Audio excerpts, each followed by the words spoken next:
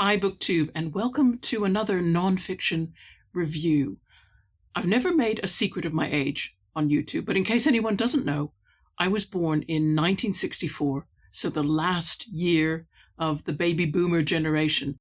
It means that I didn't have any digital possessions growing up. There really weren't any digital possessions. I think digital watches and scientific calculators, they came out in the 70s. They were exciting because there really wasn't anything else to compare them to, anything better. And according to statistics, I'm supposed to have had more time on my own, more unstructured time, less homework, and fewer distractions than children who grew up in this millennium. And when articles began to appear in the early and mid-2000s saying, ooh, there's a problem with digital technology, it's changing the way our brains work and not for the better, I thought, oh, well, maybe I'll be immune. But I know this from experience that I have not entirely been unaffected by the constant, instant access to the digital world. When I read today's book, it wasn't so much to learn something new, although I did. It was more to remind myself never to take my brain for granted.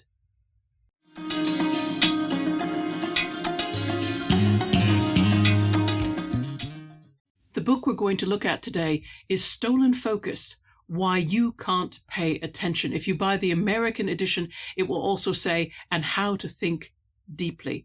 And that was written by Johann Hari, published in 2022, 340 pages, 277 of those are the text. There actually is quite a lot of reference that goes with this book.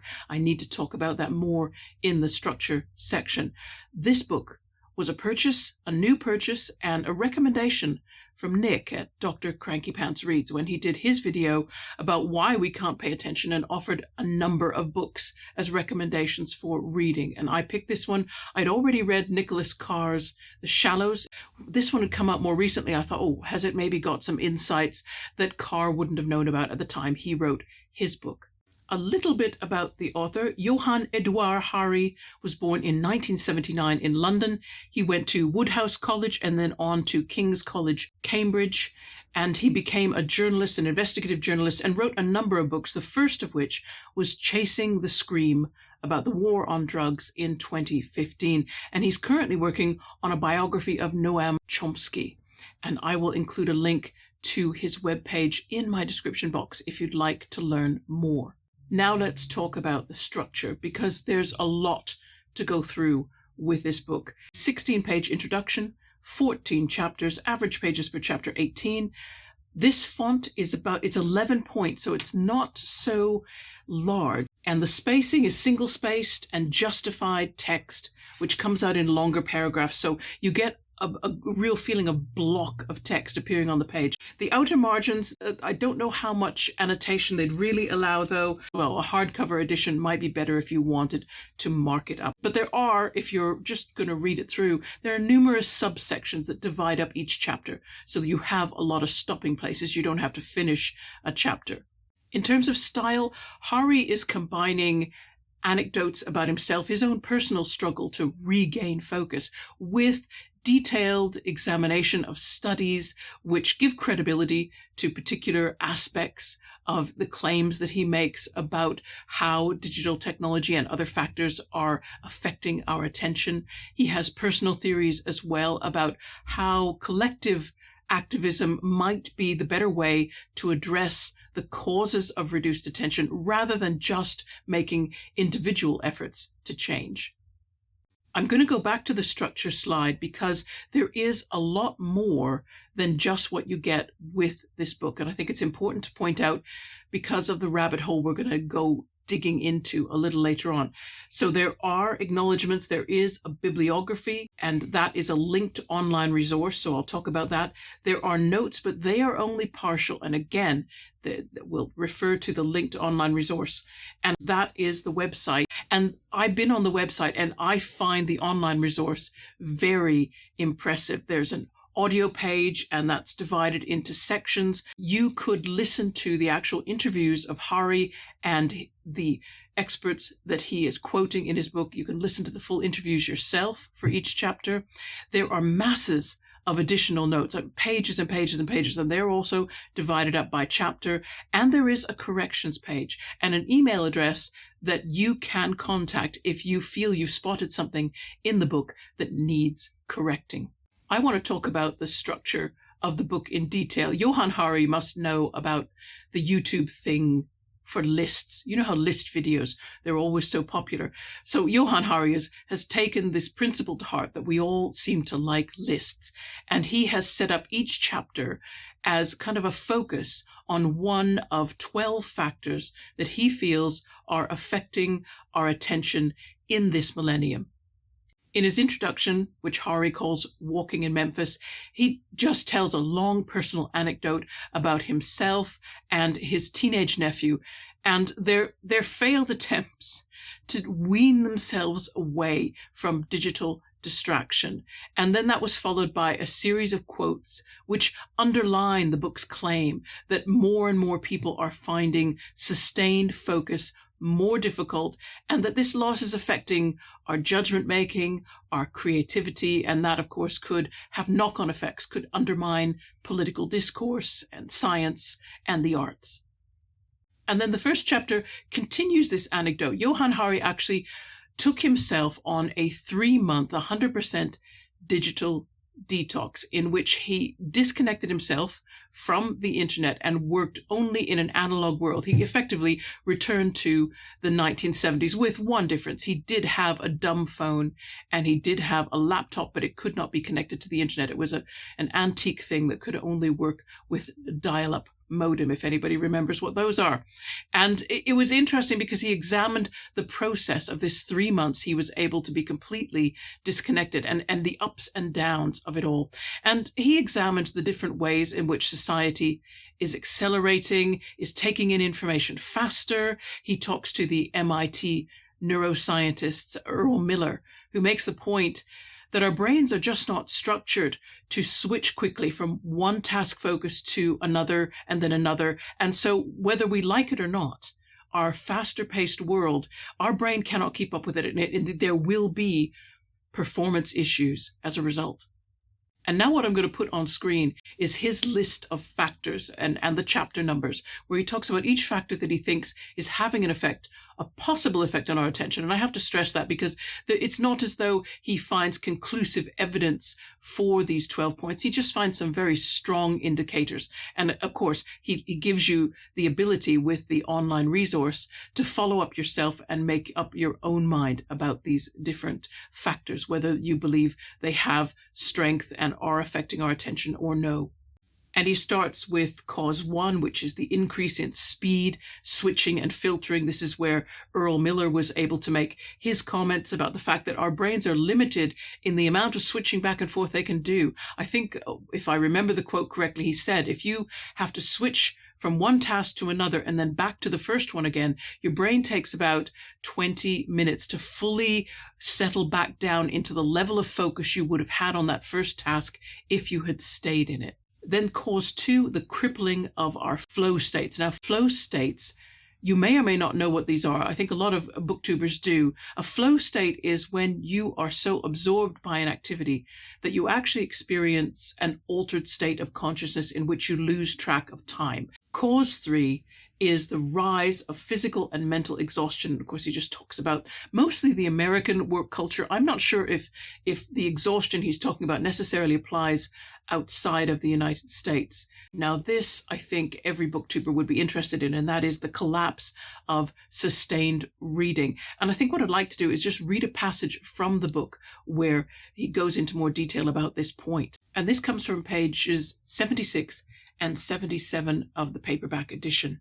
One of the simplest and most common forms of flow that people experience in their lives is reading a book. And like other forms of flow, it is being choked off in our culture of constant distraction. I thought a lot about this. For many of us, reading a book is the deepest form of focus we experience. This is the medium through which most of the deepest advances in human thought over the past 400 years have been figured out and explained, and that experience is now in free fall. And on page 77, Johann Hari mentions the book The Shallows by Nicholas Carr. And he says it was a landmark work that really alerted people to a crucial aspect of the growing attention crisis. He warned that the way we are reading seems to be changing as we migrate to the internet. So I went back to one of the key experts he drew on to see what she has learned since. Anne Mangan is a professor of literacy at Stavanger University in Norway, and she explained to me that in 2 decades of researching this subject, she has proved something crucial. Reading books trains us to read in a particular way, in a linear fashion, focused on one thing for a sustained period. Reading from screens, she has discovered, trains us to read in a different way, in a manic skip and jump from one thing to another. We're more likely to scan and skim when we read on screens, her studies have found. We run our eyes rapidly over the information to extract what we need. But after a while, if we do this long enough, she told me, that this scanning and skimming bleeds over. It also starts to color or influence how we read on paper. And that's interesting. I don't know, and it isn't said here in Johann Hari's book, whether that also applies to reading books on an e-reader. My experience is I don't think I read differently on an e-reader than I do with a paper book. I think I still read linearly. I don't think I have problems focusing, or I haven't noticed any problems focusing. I'm wondering if she just means if you read a lot of other types of text on the internet, on websites, for example, where your eye does have to move about simply to find the information it needs. Anyway, back to our list of causes. So we are on cause 5 now, the disruption of mind wandering. This was lovely because it reminded me of my childhood, where there was always a lot of time to daydream. It seems, I don't know if that has changed recently, but I always had lots and lots of time for my mind to just wander, to be bored. And then cause 6, the rise of technology that can track and manipulate you. Now, this was a section that did teach me some things I didn't know, particularly about the algorithms set up on social media websites, and that includes YouTube. There was something very disturbing that I'd like to read, which was on pages 125 and 126. The algorithm they actually use, this is talking about Facebook, but also YouTube, varies all the time, but it has one key driving principle that is consistent. It shows you things that will keep you looking at your screen. That's it. Remember, the more time you look, the more money they make. So the algorithm is always weighted toward figuring out what will keep you looking and pumping more and more of that onto your screen to keep you from putting down your phone. It is designed to distract. But Tristan was learning that leads quite unexpectedly and without anyone intending it to some other changes, which have turned out to be incredibly consequential. And then Hari went on to talk about studies which show our negativity bias. That is, that human attention is more naturally and quickly drawn and held by things that look worrying or threatening. That seems to be understandable given our evolutionary background. And so he goes on to say on page 126, there is growing evidence that this natural human quirk has a huge effect online. On YouTube, what are the words that you should put into the title of your video if you want to get picked up by the algorithm? They are, according to the best site monitoring YouTube trends, words such as hates, obliterates, slams, destroys. A major study at New York University found that for every word of moral outrage you add to a tweet, your retweet rate will go up by 20% on average, and the words that increased your retweet rate most were attack, bad, and blame. A study by the Pew Research Center found that if you fill your Facebook posts with indignant disagreement, you'll double your likes and shares.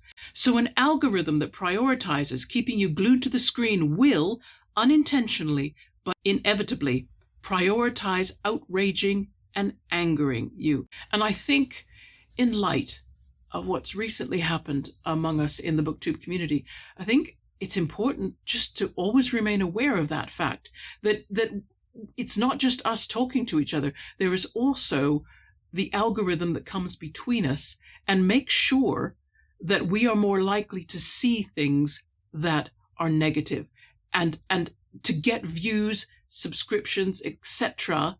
from things that cause tension rather than things that diffuse tension. And going on now to Cause 7, The Rise of Cruel Optimism. This is a chapter where Hari attacks the kind of self-help writers or gurus who would say, no, you can sort this all out yourself. You can solve your attention problem individually by making choices. And he says he doesn't want to discourage people entirely, but he believes that the number of factors that mitigate against good attention mean that for some people, it won't be enough for them to try to make their own effort. And particularly because you bring in things like, I'll skip ahead now, and we'll talk about, stress in our lives, deteriorating diets, pollution. The other factors that he pulls in suggest that it may take more than just personal willpower. And as much as people try to sell theories that you can solve all this yourself, he advocates more of a collective effort to make some changes politically and culturally. Cause 11, where he talks about ADHD. Now, he examines to what degree ADHD is a biological phenomenon versus an environmental phenomenon. And this is too new a subject for me to comment on what I thought. He seems to lean in favor of it being more environmental than biological. But that was my first time to read any discussion about what ADHD actually was. And so for some of you who have had diagnoses, and you probably know better than Hari, or it'd be interesting to hear your comments as to whether you feel it is biological or environmental in its origins.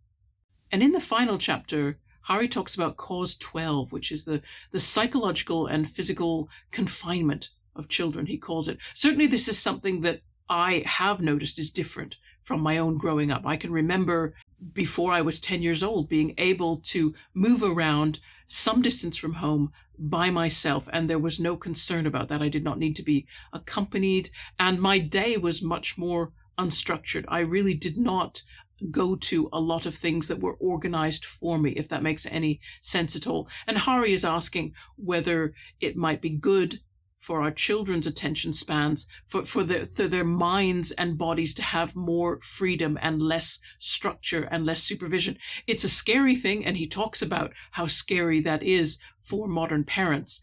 There are organizations campaigning for this. I think there's one called Let Grow, and I will include a link to them in my description box if you are interested in looking to that more. I hope that summary was helpful in giving you an overall idea of just the points that the book covers. Now I need to have a rabbit hole, because some of you will know this author quite well, and some of you might be aware of the allegations of plagiarism that were made against Johann Hari in 2011, which were subsequently admitted to, and Hari had to resign his position. He was a journalist with the independent newspaper in the UK. And learning that, helped me understand why he had created such an immense online resource for this book. I think it was to offer as much transparency as he could to counter naturally the reputation that was going to follow him. It's difficult once you have been accused of plagiarism for that reputation not to stick. And I'm not going to offer an opinion one way or the other. He does offer an awful lot of resource online. So if anybody had their doubts, at least they have the ability to fact check. There is a Wikipedia article about Johann Hari, which mentions that one contributor to Stolen Focus, a researcher called Philip Lorenz Spreen, posted on Twitter that he didn't feel the work that his organization was doing was represented correctly in Stolen Focus. And I reviewed the corrections page on the book website. I couldn't find any mention of this particular contributor. In the additional notes, I did find a mention, but, again, I have one complaint actually about the Stolen Focus website. Yes, it's extensive and exhaustive. There's no search facility. And I think for the amount of data that's on there, a search facility is needed. So the only way I could find any references to this contributor was to skim read all the notes. So that demanded quite a bit of time. And I wasn't able to finish doing it.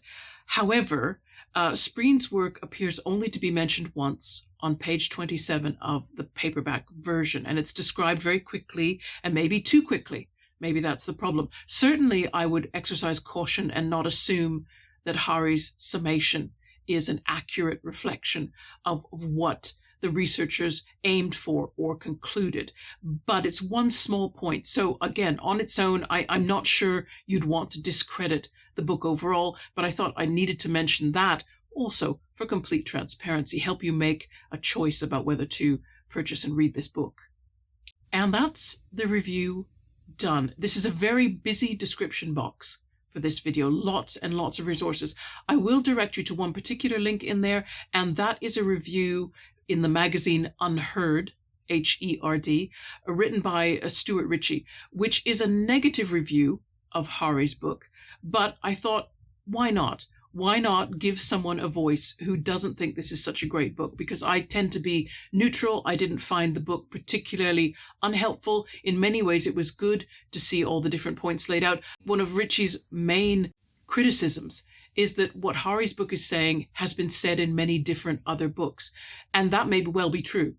But I would say, okay, but isn't it handier also to have all those points and the accompanying research between one set of book covers? You only have to buy one book and you have it all there along with the website. That's my 2 cents for what it's worth. Thanks very much, everybody. Look out again in a few days' time for another video from me. In the meantime, take care. Bye-bye.